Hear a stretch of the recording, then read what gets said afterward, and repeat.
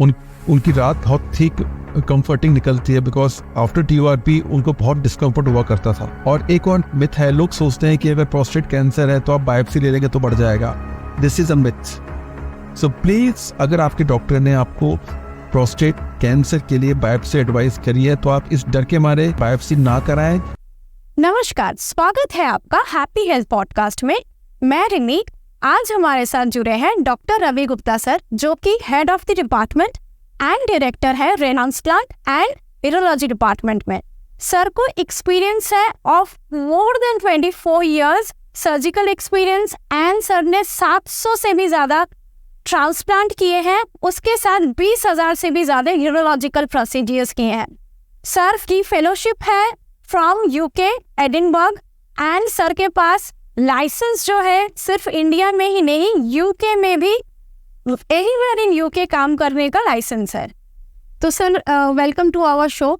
Sir, मैं जो आपसे एक बहुत ही कॉमन प्रॉब्लम जो है दर्शकों के पास, वो मैं पूछना चाहूँगी कि यूरिनरी ट्रैक इन्फेक्शन या UTI, कभी कभी यूरिन पास करने में जलन होती है या बार बार लगता है कि यूरिन हो बट वो क्लियर नहीं हो रहा है, दर्द हो रहा है लोअर एब्डोमेन में। सर, ये क्या है और इसके बारे में अगर आप थोड़ा बताएं। So UTI, it's a very common entity. UTI stands for urinary tract infection, या हम पेशाब के रास्ते में इन्फेक्शन को कोड कर सकते हैं। तो ये दो तरह का होता है basically, lower urinary tract infection and upper urinary tract infection. Upper मतलब अगर वो उसने किडनी को किडनी अगर इन्फेक्शन से ग्रसित हो गई, it's called upper urinary tract infection. And lower urinary tract infection का मतलब होता है कि सिर्फ उसने ब्लैडर को इन्वॉल्व किया है, विच इज मोर कॉमन। अगर इन्फेक्शन बढ़ता है तो वो किडनी को आगे फाइनली इन्वॉल्व कर लेता है। सो ये बहुत कॉमन एंटिटी हम देखते हैं, हम यंग एज में भी देखते हैं, हम एल्डरली एज ग्रुप के अंदर भी देखते हैं। और हमारी प्रैक्टिस में इट्स ऑलमोस्ट 24 ईयर्स, जैसा आपने बताया। तो हमारे OPD में आई थिंक हर तीसरा पेशेंट यूरिन इन्फेक्शन से ग्रसित है। ये इतना फ्रिक्वेंट है ये। तो सर, UTI या यूरिन रिलेटेड जलन या कुछ भी हो तो we are suppose to consult a urologist. कई बार हम ये नहीं समझ पाते हैं सर कि कब आए आप। ये बहुत इम्पॉर्टेंट है जो हमने ये अनुभव किया इतने सालों की प्रैक्टिस में, कि अक्सर यूरिन इन्फेक्शन के पेशेंट्स वो फिजिशियंस के पास जाया करते हैं। जी बिल्कुल। वो मतलब, तो मैं ये कहना चाहता हूँ कि फिजिशियंस अच्छा इलाज करते हैं। I am not questioning their ability and all, but it is primarily our domain. We know how to treat it, and we actually are the people, urologists are the people who treat it, in a very logical way. So it's our care, it's our care to treat UTI. Okay. Sir, UTI क्या ऐसा कुछ है कि certain age में होता है या कोई जेंडर रिलेटेड कि फीमेल्स को ज्यादा होता है, मेल को नहीं होता, ऐसा कुछ है क्या, या ये मिथ है? Yes. हम अगर बात करते हैं यंग एज ग्रुप के अंदर, तो यंग एज ग्रुप के अंदर हम लोगों ने ये देखा गया है कि females are most likely suffering from the recurrent urine infections. उसके पीछे कुछ रीजंस हैं जो हम डिस्कस करेंगे। जैसे से एज बढ़ती है तो उस एज में मेल्स का भी मेल्स और फीमेल्स का यूरिनरी इन्फेक्शंस का रेशो ऑलमोस्ट सेम हो जाता है। But yes, in younger patients females के अंदर UTI ज़्यादा कॉमन है। Sir, a very common term, sweet but common term जो हम सुनते हैं कई बार, काफ़ी जगह पे सुनने को आता है, that is honeymoon cystitis. Sir, ये क्या है, अगर आप इसके बारे में। तो जो मैंने अभी बताया कि यंग एज ग्रुप के अंदर females are most likely they are suffering from the urine infections. So they are basically because of their after their intimacy with their partner, और we call with directly with the sexual intercourse, जिसको हम लोग एक honeymoon cystitis का नाम देते हैं। तो females are very commonly suffering from the UTI, specially once they get married. So they used to visit us about the recurrent UTI. तो हम कुछ उनको प्रिकॉशंस बताया करते हैं, कुछ उनको मेडिसिन हम लोग प्रिस्क्राइब करते हैं, कुछ उनको लाइफस्टाइल मॉडिफिकेशंस हम लोग एडवाइस करते हैं, और कुछ जैसे क्रैनबेरी एक्सट्रैक्ट्स हैं हम वो एडवाइस करते हैं। And then we find out कि कुछ उनमें कुछ कॉन्जेनाइटल ऐसी एनॉमलीज ना हो, जो जैसे जिसमें जरूरत कुछ बॉडी में विकृति मिलती है, हम उनको इवेल्युएट करके उनको रूल आउट करते हैं। So there is it's a logical step. So we treat UTI as per the age, as per the gender, as per the requirement. So females के अंदर जैसे मैंने बताया, so अगर हम सिस्टमेटिकली उसको एवेल्युएट करते हैं तो we definitely find out to the reason and then we treat it. Sir ऐसा है क्या कि एक बार यूटीआई हुआ तो आपको बार बार हो सकते हैं? यूटीआई अगर प्रॉपर्ली ट्रीट नहीं हुआ है, अगर आपने उस कॉज को एड्रेस नहीं किया है तो यूटीआई बार बार होगा। यही प्रॉब्लम है। हम जो बात करते हैं, हम जो एक लॉजिकल स्टेप की बात करते हैं, उसके we have to find out the reason for the UTI. We have to, जब तक हमने उस कॉज को एड्रेस नहीं किया तो पेशेंट्स को रिकरेंट यूटीआई होता रहेगा। So we need to address the cause.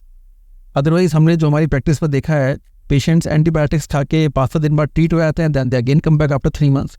So taking the treatment shortly for 3-4-5 months, 3-4-5 days antibiotic start करके, that is not the right treatment. You should hit the cause, you should find out the cause why you are having urine infections.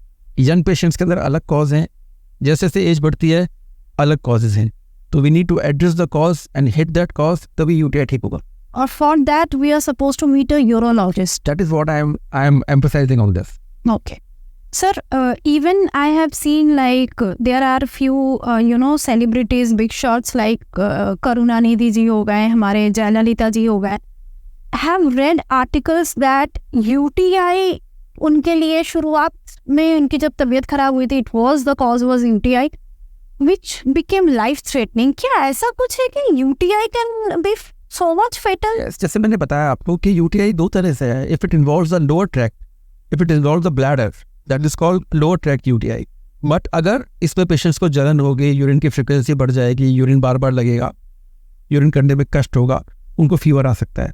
ये एक relatively easily treatable UTI है। But अगर ये infection बढ़ के kidney तक चला जाए, विच भी it involves the upper tract, यानी किडनीज हैं, यूरेटर्स हैं, तो उनका सिस्टमिक मैनिफेस्टेशन, यानी उसको वो इन्फेक्शन का ब्लड में जाने के चांस ज़्यादा होते हैं, तबीयत ज़्यादा ख़राब हो जाती है, and you require more intensive therapy. So आपने जैसे नाम लिया जो big celebrities and there is a list of celebrities. So अगर हमने यूटीआई को प्रॉपर्ली ट्रीट नहीं किया, टाइम से ट्रीट नहीं किया, तो it could be devastating, it could be life threatening. The mortality का मतलब होता है कि अगर कितने प्रतिशत लोग उससे मर जाते हैं, या मॉर्बिलिटी कितने लोग उससे बीमार होते हैं। तो यूरिन इन्फेक्शन अगर ट्रीट नहीं होता है तो 50% तक मोर्टेलिटी है। सो यूरिनरी इन्फेक्शन, जिसको हम इतना सिंपल चीज समझते हैं, ये इतना खतरनाक हो। Yes, it could be life threatening. जैसे आपने एग्जांपल बताया, सो it's a name of the celebrities. Even हमारे लिए तो आदमी, एक लोकल पब्लिक भी हमारे लिए सेलिब्रिटी से कम नहीं है। So we should address each and everybody in the same direction. So UTI को हमें लाइटली नहीं लेना चाहिए। या आई नो हर किसी के घर में सर एल्डरली पेरेंट्स हैं या मेल मेंबर्स जो होते हैं, कई बार हम देखते हैं कि once they are crossing their 60s या ऐसे होते हैं, तो वो ना बार बार रात को उठ के वॉशरूम जा रहे हैं या फ्रीक्वेंटली यूरिन जा रहे हैं, थोड़ा सा यूरिन पास करके आने के बाद फिर भी उनको अर्ज ऑफ यूरिन हो रहा है, कभी कभी इनकॉन्टिनेंस हो रहा है, रोक नहीं पा रहे हैं, एम्बैरेस्ड फील करते हैं।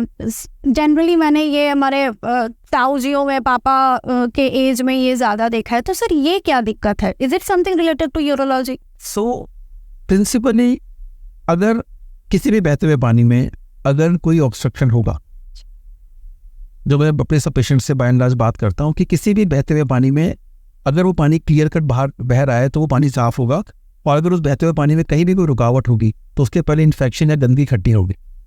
Same stands in our body. अगर हमारा urinary passage from kidney to the outside tract, मतलब पूरा kidney, ureter, bladder and urethra, अगर ये पूरा ट्रैक्ट हमारा क्लियर है तो हमें यूटीआई नहीं होगा। लेकिन जैसे जैसे एज बढ़ती है, अगर हम बात करते हैं मेल्स के अंदर, तो मेल्स में जैसे प्रोस्टेट ग्लैंड का बढ़ना या यूरिनरी पैसेज का सिकुड़ना, ये सब वजह बड़ी कॉमन है। तो इससे यूरिनरी पैसेज में रुकावट आती है। अब रुकावट अगर आएगी तो ये उनके सिम्टम्स स्टार्ट हो जाएंगे, उनको यूरिन करने में कष्ट होगा, यूरिन की फ्रिक्वेंसी बढ़ जाएगी, यूरिन के लिए दौड़ना पड़ेगा, यूरिन कपड़ों में निकल सकता है, यूरिन करने में बाधा आ सकती है, पूरा ब्लैडर खाली नहीं होगा, और उससे इन्फेक्शन से फीचर्स उनको रिपीटेडली चलते रहेंगे। तो ये एपिसोड्स किसी भी पेशेंट को, मेल हो रहा है या किसी फीमेल्स को भी, इवन फीमेल्स में भी पोस्ट मेनोपॉजल हार्मोनल इम्बैलेंस की वजह से यूरिनरी पैसेज सिकुड़ जाता है, तो उससे उनको भी ये यूरिन करने में उनको ऑब्स्ट्रक्टिव फीलिंग्स आती हैं, वो पूरा ब्लैडर खाली नहीं कर पाती, उनका फ्लो कम हो जाता है। So ultimately they suffer from recurrent urine infections. तो इसीलिए अगर किसी भी एल्डरली एज ग्रुप के अंदर पेशेंट्स को अगर कोई यूरिनरी प्रॉब्लम्स अपन देख रहे हैं, उनको रात को बार बार उठना पड़ता है। बार बार का मतलब होता है आफ्टर 60 ईयर्स अगर 2 बार से ज्यादा उठ रहे हैं, so that we call it as a बार बार यूरिन के लिए उठना। ओके।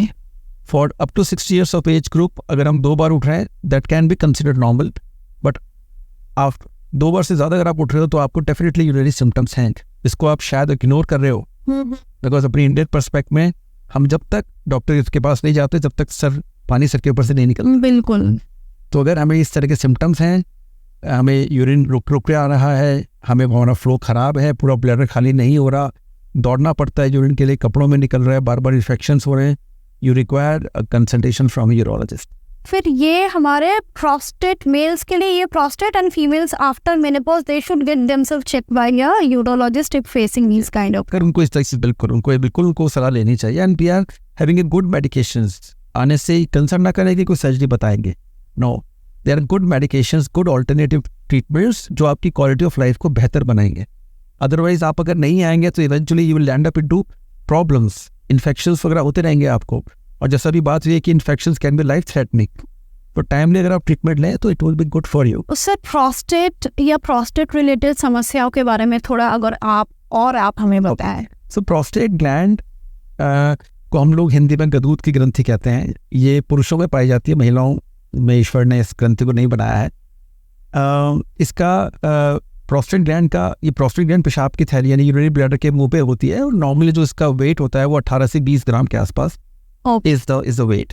जैसे से एज बढ़ती है तो हम देखते हैं कि प्रोस्टेट ग्लैंड में एनलार्जमेंट होता है, उसका साइज बढ़ता है, और उसमें कुछ टिश्यू चेंजेस होने की वजह से वो जब यूरिनरी ब्लैडर के मुंह को ऑब्स्ट्रक्शन क्रिएट करती है, रुकावट क्रिएट करती है, तो उससे फिर पेशेंट्स को सिम्टम्स आना चालू होते हैं। इनिशियल सिम्टम्स आते हैं, उनको रात को उठना, बार बार रात को उठना, उनको यूरिन के लिए दौड़ना, यूरिन कपड़ों में निकल जाना, ये this we called irritative symptom. और इवेंचुअली फिर उनको रुकावट के सिम्टम्स भी आते हैं, जिसमें यूरिन का फ्लो कम होना, धार का खुल के नहीं आना, यूरिन करने में समय लगना। तो ये सारे फीचर्स प्रोस्टेट एनलार्जमेंट को शो करता है।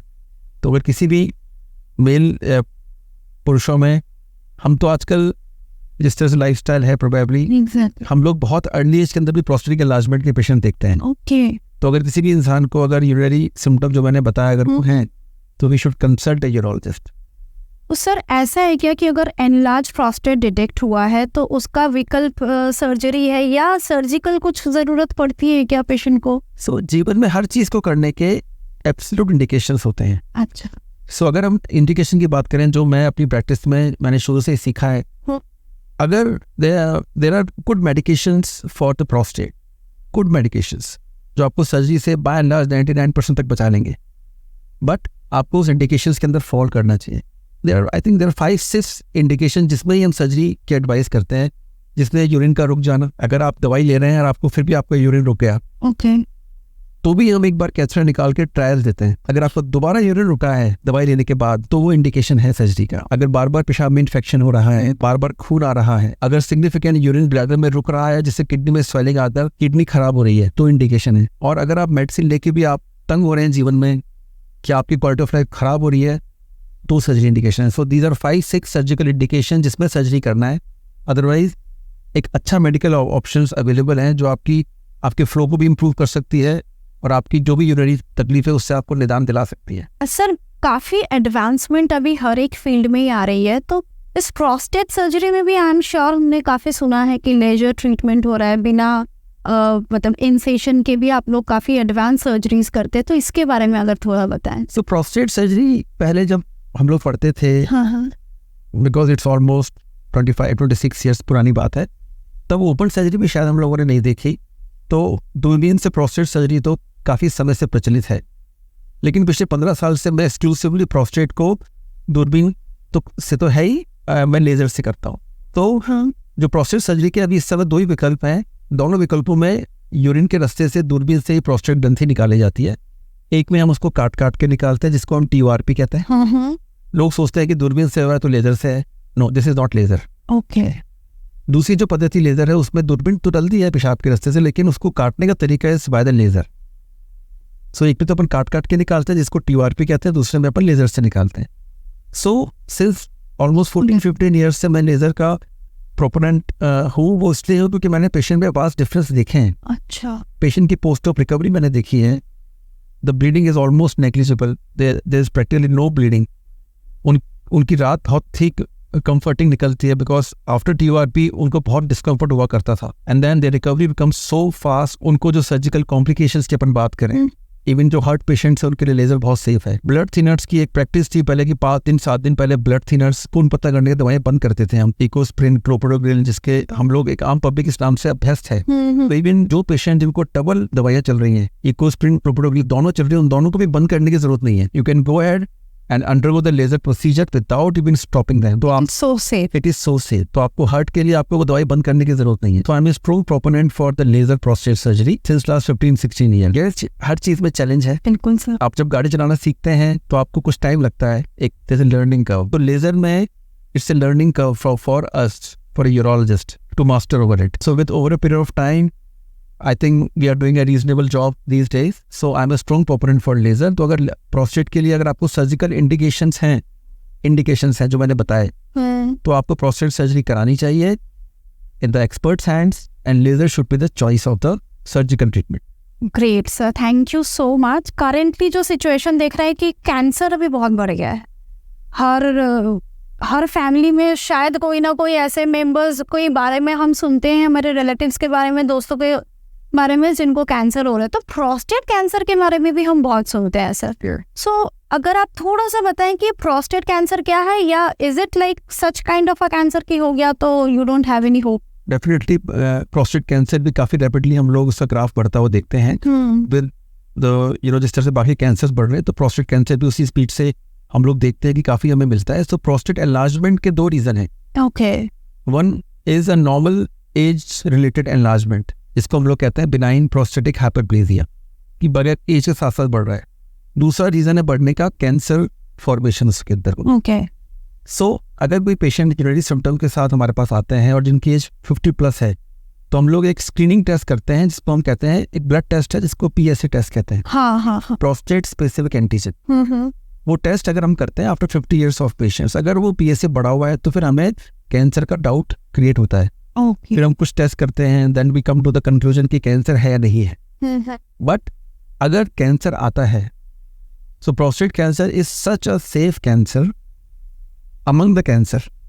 सब कैंसर्स खराब होते हैं, that we all understand, but body के जितने भी कैंसर्स हैं उनमें प्रोस्टेट कैंसर एक सबसे सीधा सरल कैंसर माना जाता है, क्योंकि बहुत स्लो ग्रोइंग कैंसर है और बहुत जल्दी से पेशेंट्स को नहीं मारता ये।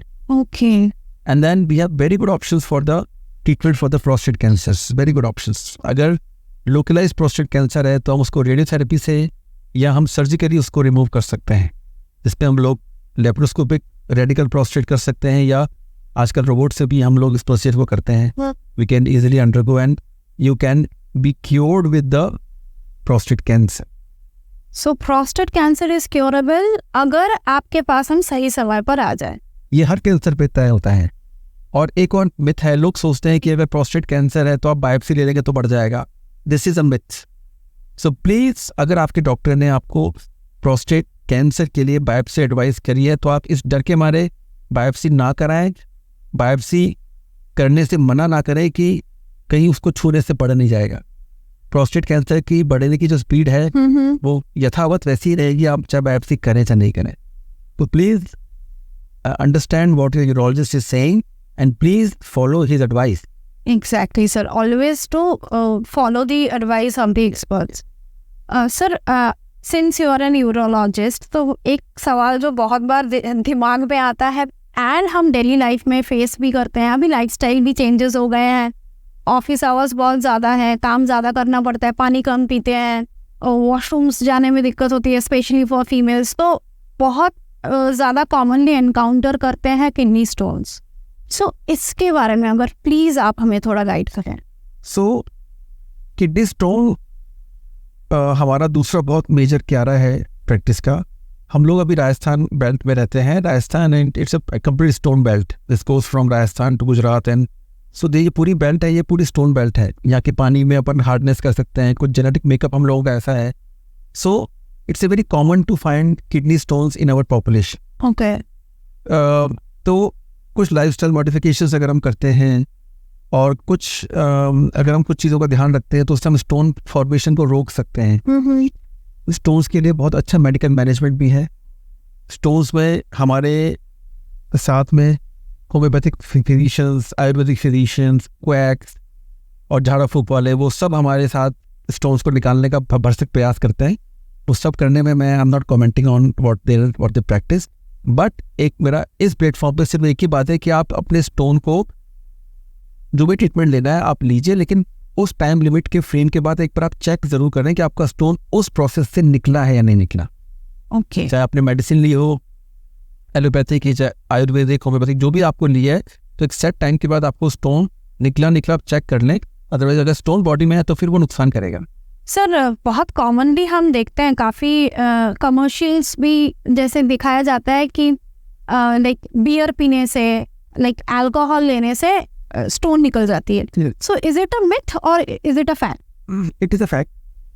But the reason, we should understand the reason why this happens. Okay. Beer contains 8% of alcohol. So, alcohol is basically a diuretic. Diuretic का मतलब होता है कि उससे यूरिन ज़्यादा बनता है। Okay. So, अगर हम किडनी में अगर स्टोन्स हैं तो स्टोन्स के पार्टिकल्स होते हैं, स्मॉल पार्टिकल्स होते हैं जिसपे कैल्शियम कॉन्क्रीट होकर वो स्टोन्स के बड़े फॉर्मेशन को और क्रिएट करता है। सो अगर हम डायूरेटिक लें या ऐसी कोई चीज़ है जिससे यूरिन ज़्यादा पास हो तो वो छोटे स्टोन्स फ्लश आउट हो जाएंगे। सो इसलिए बियर पीने से या अल्कोहल लेने से स्टोन्स निकल सकते हैं। मेरा इस प्लेटफॉर्म पे कहना है कि then why beer, you can supplement this by taking more liquids. आप अपने लिक्विड्स का इंटेक अगर बढ़ाते हैं तो it will have the same diuretic effect. Okay. So आप ये ना सोचें कि बियर पिए बगैर स्टोन निकलेगा। सो इट बेसिकली हमें लिक्विड इंटेक बढ़ानी है। So what is an adequate liquid intake? हाँ। It's a question. People call मैं 6 लीटर पानी पीता हूँ, मैं इतना। So principally हमें यूरिन 2.5 लीटर के आसपास आता है या 3 लीटर के आसपास आता है, तो उसमें हम 500 ml बढ़ा के लिक्विड ले सकते हैं।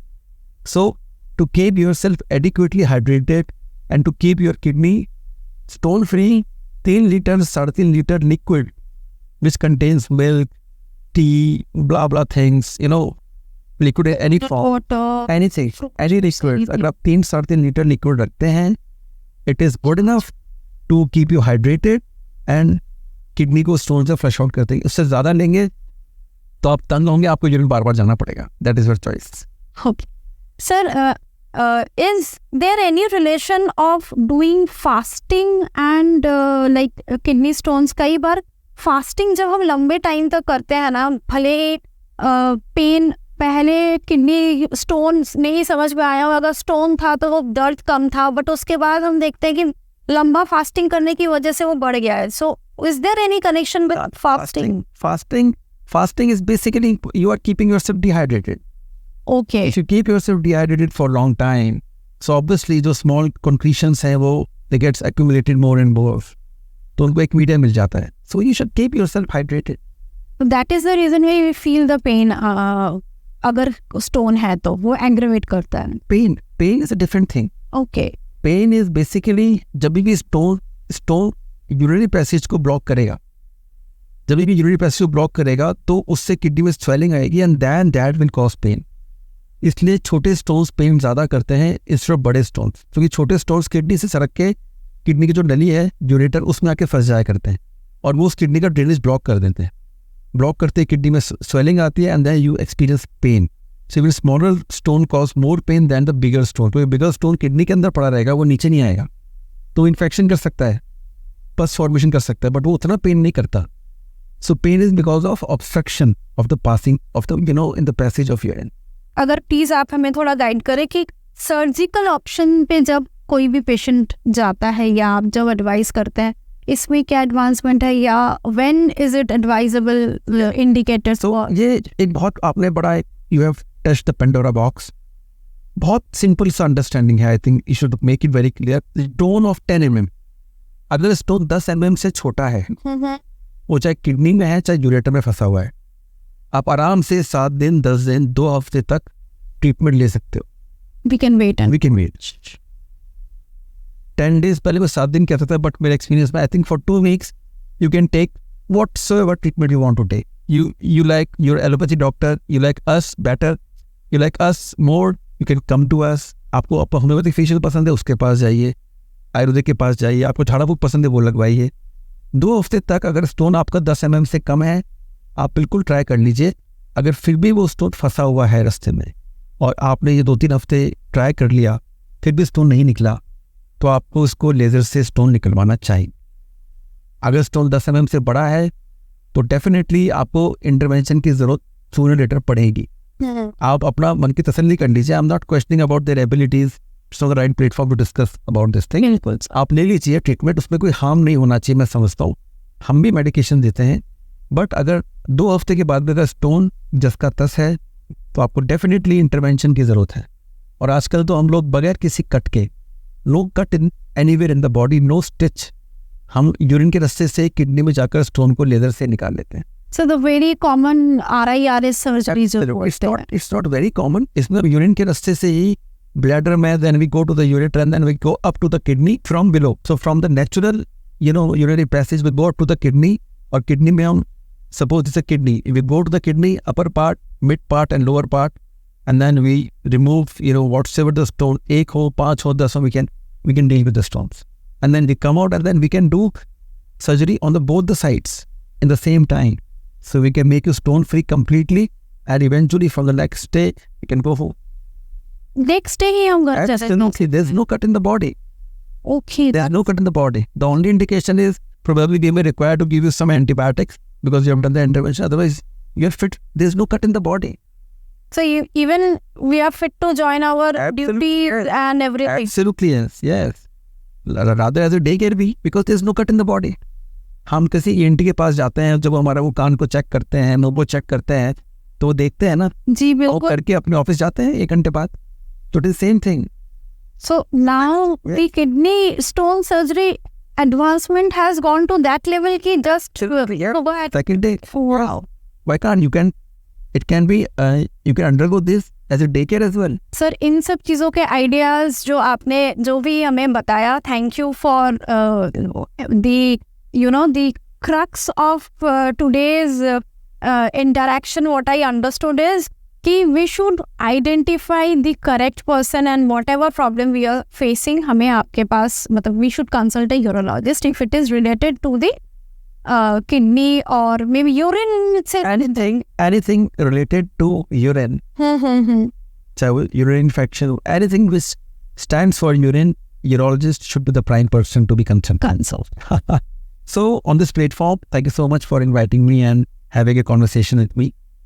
So I think आपको जो भी अपने क्वेरीज हैं एक पेपर पे लिखना चाहिए, because when you go to the doctor हम 10 में से 5 वर्ड भूल जाते हैं, हम घर आके याद करते हैं तो पूछा नहीं। So once we for any disease हम जब भी जाना है तो हमें एक पेपर पे लिख देना चाहिए। आई थिंक वो आपका भी टाइम बचाएगा, आपके ट्रीटिंग फिजिशियन का भी टाइम बचाएगा, आपके क्वेश्चन छूटेंगे नहीं। Follow is advice, no doctor is against you, we wanted you to be fit and fine, that is our prime motto. और स्टोन्स किडनी में अगर हैं आपके तो उनको इग्नोर ना करें, आप जो भी ट्रीट करें उनको ट्रीटमेंट लें, उससे निदान पाएँ और ये इंश्योर करें ज़रूर कि मेरा स्टोन निकल गया। आप अगर सर्जरी भी करें तो इंसिस्ट करें नेक्स्ट डे कि साहब मेरा कुछ टेस्ट करा दो कि मुझे पता लग जाएगा एक्सरे या सोनोग्राफी करके व्हाट्सएवर इट इज़ कि मेरा स्टोन निकल गया। तो इंश्योर कि आपका प्रोसीजर के बाद या मेडिकल मैनेजमेंट जो भी आपने तो उसके बाद स्टोन निकला, उसको इग्नोर ना करें। नंबर 1, प्रोस्टेट की तकलीफ के लिए लोग एल्डरली एज बहुत तंग होते रहते हैं। अच्छे ऑप्शंस के बारे में यूरोलॉजिस्ट से आप खुल के डिस्कशन करें, आप अपने आप को कन्विंस करें and then go ahead what you decide. और थर्ड सबसे इंपॉर्टेंट चीज़ है, since I am a transplant surgeon, हमें बहुत लेक्यूनी है एक लाइव डोनर को मिलने की, क्योंकि it has to be a family relative donor. So बहुत लोग किडनी के अभाव में अपने प्राण त्याग देते हैं, वो डायलिसिस पे रहते हैं। बिल्कुल। सो अगर हम कैडेवर डोनेशन को अगर हम प्रमोट करते हैं सोसाइटी में, कैडेवर का मतलब है कि कोई भी इंसान अनफॉर्चुनेटली जिसकी एक्सीडेंट से ब्रेन डेड हो गया है, वो उनके ऑर्गन्स तो काम कर रहे हैं लेकिन उनका ब्रेन डेड हो गया है। एक साइंटिफिक वे से हम ब्रेन डेड को सर्टिफाई करते हैं। तो ब्रेन डेड वाले पेशेंट्स में ECG में हार्ट चलेगा, लंग्स काम करेंगे, but only for 2 to 3 days, फिर इवेंचुअली वो सब स्टॉप होंगे। यानी सिर्फ ब्लड सर्कुलेशन चलता है for 2 to 3 days, but brain dead है तो कभी भी रिवाइव नहीं करेगा patient, because he is dead, but organs काम कर रहे हैं। तो जो 2 से 3 दिन की विंडो में अगर हम ऑर्गन्स को हार्वेस्ट करें तो वो बहुत नीडी लोगों को heart, 2 lung, liver, 2 kidney, intestine, skin, eyes, एक लोगों की लाइफ बदल सकते हैं। तो आई थिंक हमें इस प्लेटफॉर्म से लोगों की अवेयरनेस क्रिएट करना चाहिए, क्योंकि शायद हम अपने परिजनों को दूसरे में जिंदा देख सकें। So thank you so much for inviting me and I am grateful. Thank you so much sir. आज हमने बात की डॉक्टर रवि गुप्ता सर से। ऐसे ही इंफॉर्मेशंस के लिए जुड़े रहे हैप्पी हेल्थ पॉडकास्ट के साथ। नीचे दिए गए नंबर्स पे कांटेक्ट करें एंड सब्सक्राइब, फॉलो करें इटर्नल हॉस्पिटल को। Thank you.